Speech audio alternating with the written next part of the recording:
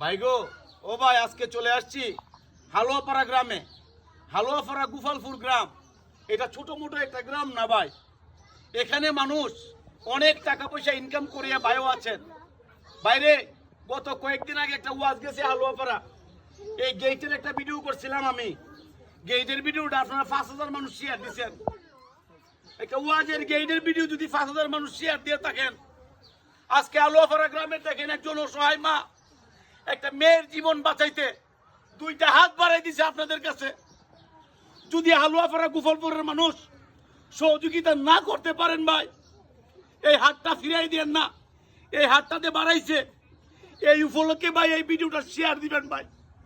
কারণ আপনার এটা শেয়ারে হালুয়াপাড়ার মানুষ সহযোগিতা না করলেও আমার প্রবাসী ভাইয়েরা করবে ইনশাল্লাহ। কারণ আমরা মানবিক কাজ চালাইতেছি আজকে অনেক দিন যাবত।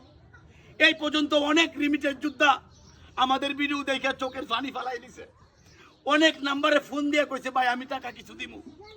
ওই ব্যক্তিকে আমি অনুসরণ করছি ভাই, আপনার পায়ে হাত ধরে বলি ভাই, যদি টাকা থাকে কিছু টাকা দিয়ে সহযোগিতা করুন, আর যদি টাকা না থাকে একটা শেয়ার করে সহযোগিতা করুন।